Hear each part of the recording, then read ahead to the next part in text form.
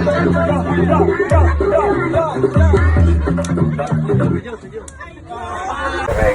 son detalles, regalos, detalles, regalos, caminadores, detalles, regalos.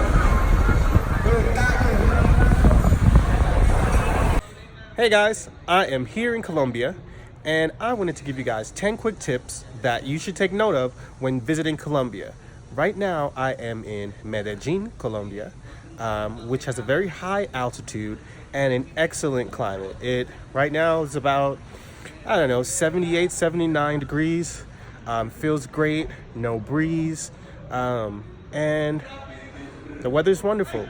Kick around so they got playing in the park. So empty.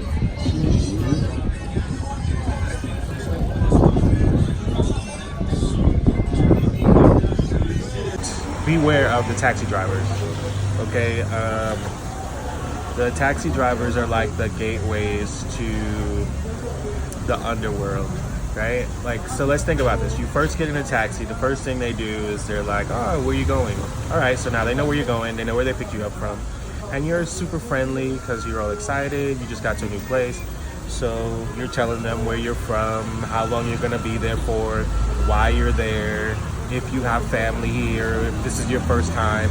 So they know everything about you, okay? And then a lot of times in Colombia, they'll start offering you services like, oh, my cousin or my brother does tours, or if you want, tomorrow I can show you around. And then they start asking you like, would you like to party?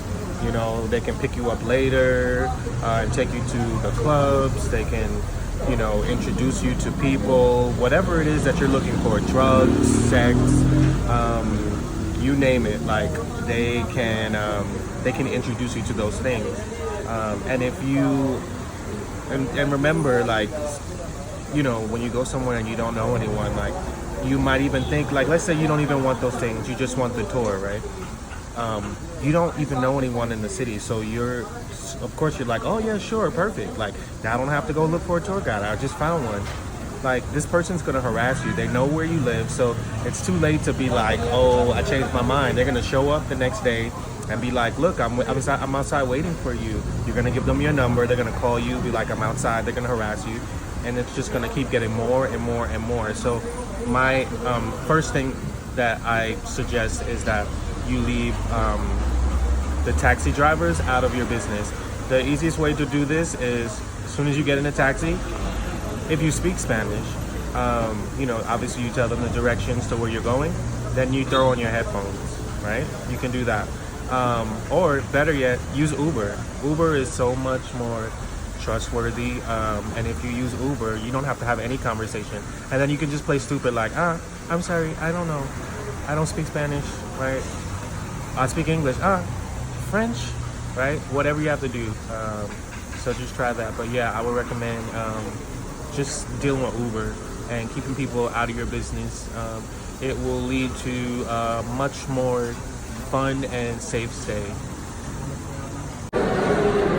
So this is Sancocho de Medellin. And we got avocado, rice, salad. This is seafood, Sancocho.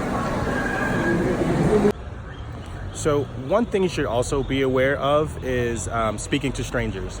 I know when you come to another country, you want to meet people. You're hoping that people will just approach you and be like, hey, what's up? But that's something you should be aware of here in Colombia. In Colombia, you do not want to just start talking with someone that approaches you on the street. Chances are, if someone has just walked up to you and is like, oh, do you need help finding something, or do you need a taxi, or are you looking for an Uber or tour guide or whatever, that person has already identified you as a tourist and is more than likely going to find some way to take advantage of you. Not necessarily rob you, but in some way take advantage of the fact that you don't know how much stuff costs, you don't necessarily know where you are, and you don't speak the language. So just be careful of people that approach you on the street.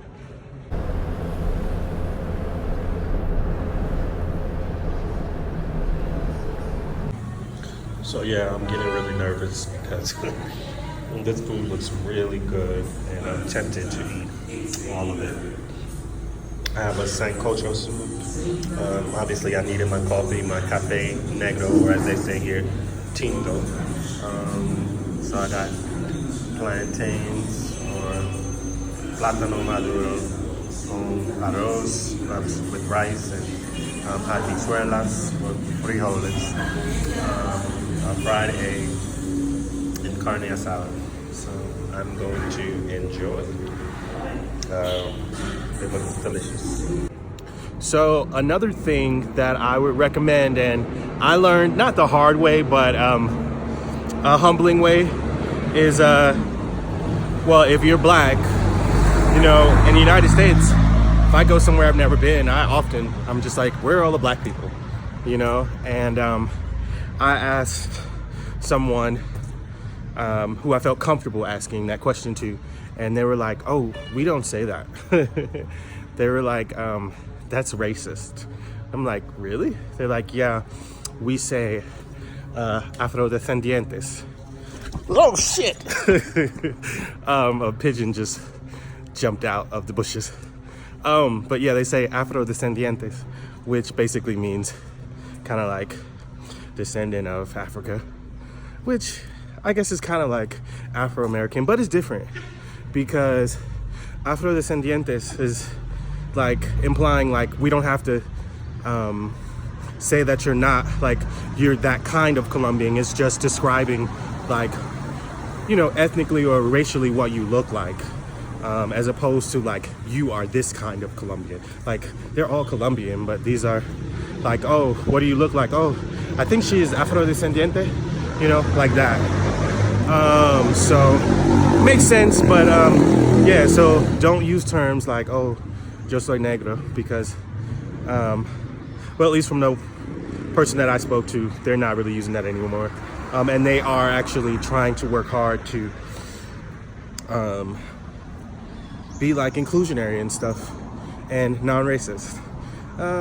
So there's another little tip when referencing kinds of people, because there are all kinds of people that live in Colombia.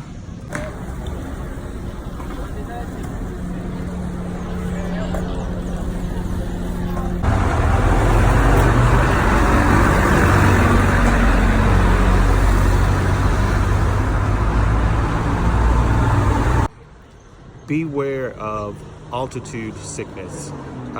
So if you decide to stay in Colombia, two of the cities have very high altitudes, Bogota and Medellin, which are actually two of the places that I chose to stay during this trip. And basically with altitude sickness, the most common symptom is shortness of breath. I feel like, well, when I first got here, I felt like I was like 100 years old. Like I would walk 5 steps and be out of breath. But it just kind of feels like, you've been working out and you have shortness of breath. It just feels heavy. You don't really feel, it doesn't feel like when you breathe in, but I guess you do kind of feel it when you breathe in, yeah. But yeah, altitude sickness is something that you should be aware of too. So do your research on that. Some people get, like, if it's really bad for some people, it like affects their stomach too. I did kind of feel, again, the first day I got here, I did kind of feel like my food was sitting at the top of my stomach. But after that, I didn't experience any other symptoms from that. But I do still feel the shortness of breath. It isn't like a miserable feeling. It's just I wouldn't go running while I'm here because I already kind of feel like, you know, after walking for 5 minutes, I'm like, oh my God. Ugh. But it's probably something too, like where like when you're going on a cruise or whatever, like at first you may get motion sickness or, you know, if you don't have your sea legs. But after being here for a while, I guess you get aplatanado or accustomed to you know, the altitude.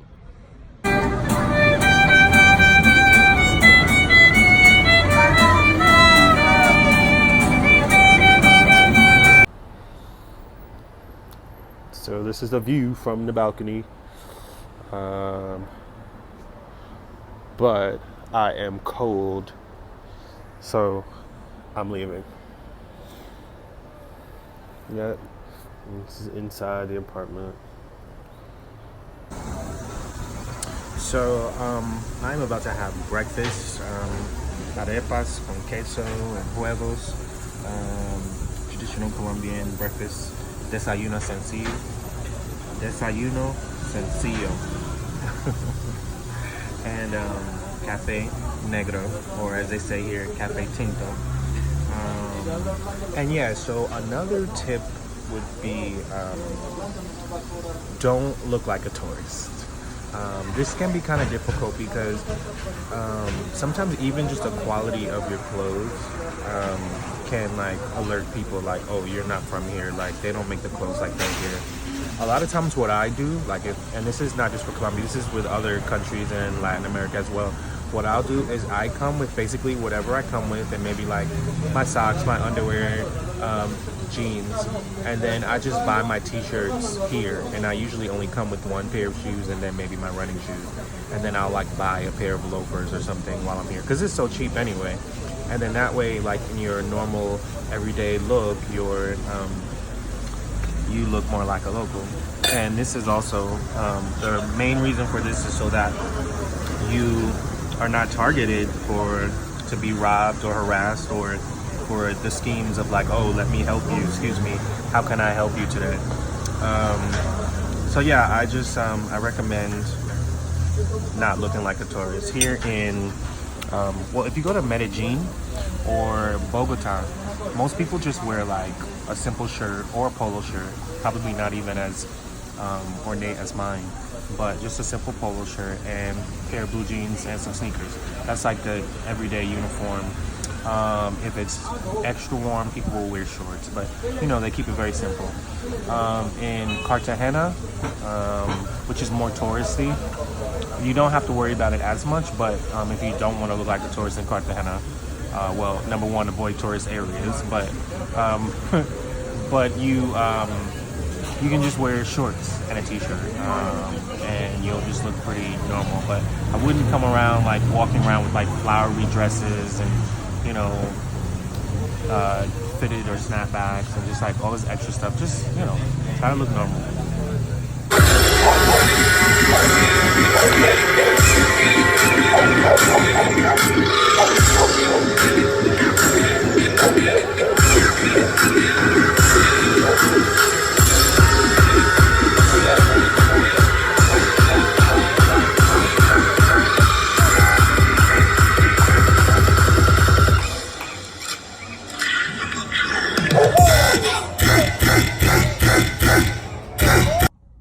So I'm about to head out. I am going on a graffiti tour. But another quick tip that is really simple but could really save you money is keep your phone in your pocket, right? So I have the iPhone XS Max. And someone even commented on it. It was like, oh, wow. Like, and then you forget like, oh shit, this is $1,000 phone. Like $1,000 is more than people make sometimes in Colombia in like 4 or 5 months.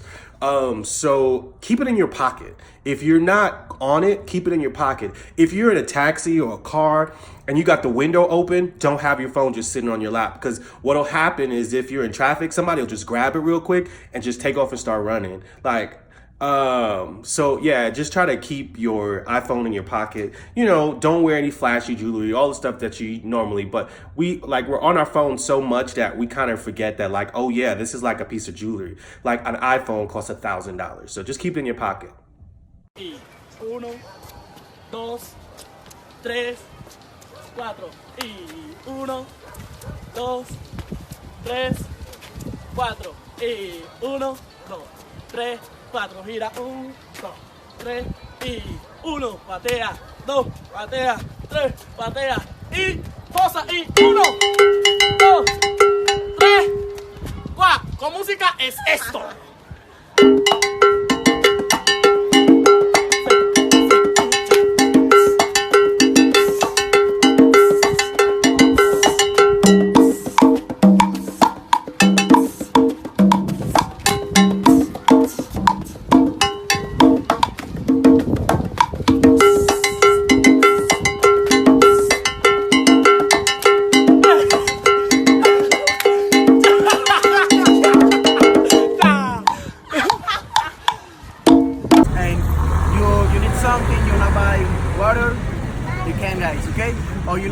service, the store has bedroom service. Yep. Follow me, please. And watch the car. Artist, his name is Lemos, and Zeta is like a fountain from Bogota, Colombia, from here. And the mural have the three-part skin because symbolize we are same inside, we are same, we are quality. And the first skin is a black skin, and symbolize this moment in the world have a lot of racism. For that, the pilot in the forehead, the left, the pilot is for in this moment the people have closed minds. For that, the racism, for that, the fears, for that, bullying. And the mural have three animals. The animals have the colors Colombian flag, yellow, blue, and red. What is the bird? Es un pajarito. The butterfly. The aztec, the wing. It's a closed butterfly. Si logran ver la mariposa acá, las antenas y las alas. The octopus. The octopus. The eye. The tentacle and the octopus. Un pulpo. You see the octopus, guys? Or no? Yeah? You need imagine the circle here. This is a circle. Yeah? It's at the head. This is eye and tentacles. Yeah? You see?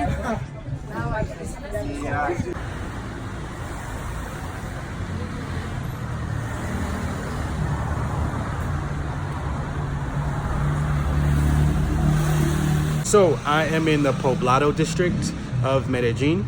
So I just wanted to talk to you guys about the weather situation. So Colombia is similar to North America in that different parts have different climates. So don't come thinking that it's all going to be a tropical experience.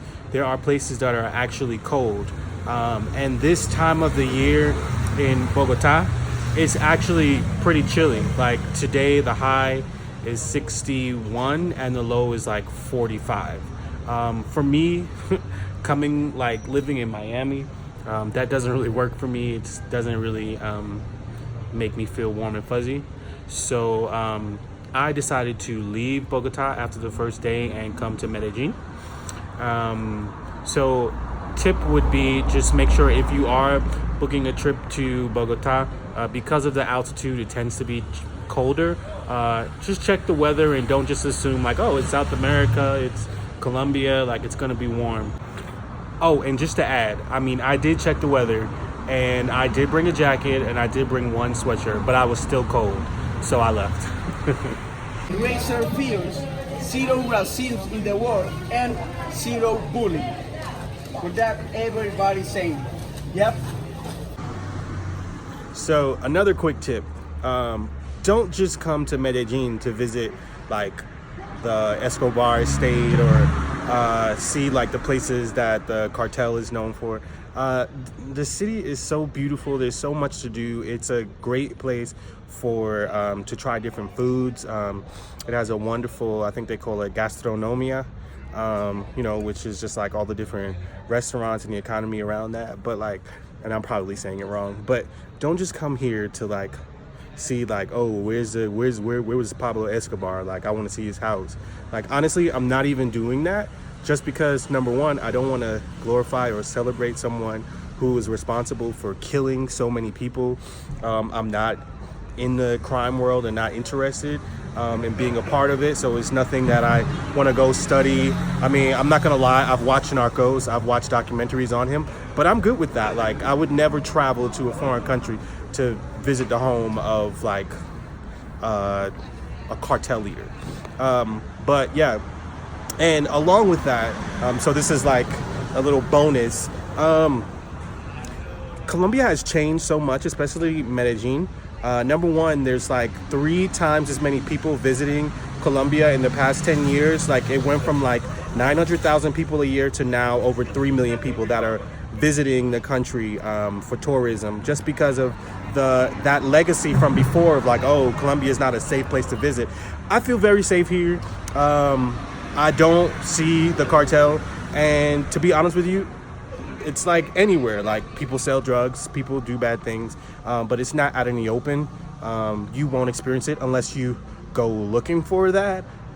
So come visit Colombia if you want to see the Escobar estate in the museum. You know, do that. But there's so much more to Medellin, so much more to Colombia than just that.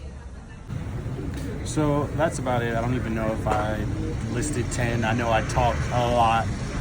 So I'm sure I've given you more than enough information. If there's something else that you want to know that I can answer, just leave it in the comments and I'll be sure to answer your questions or make a follow-up video. But have a great day, guys.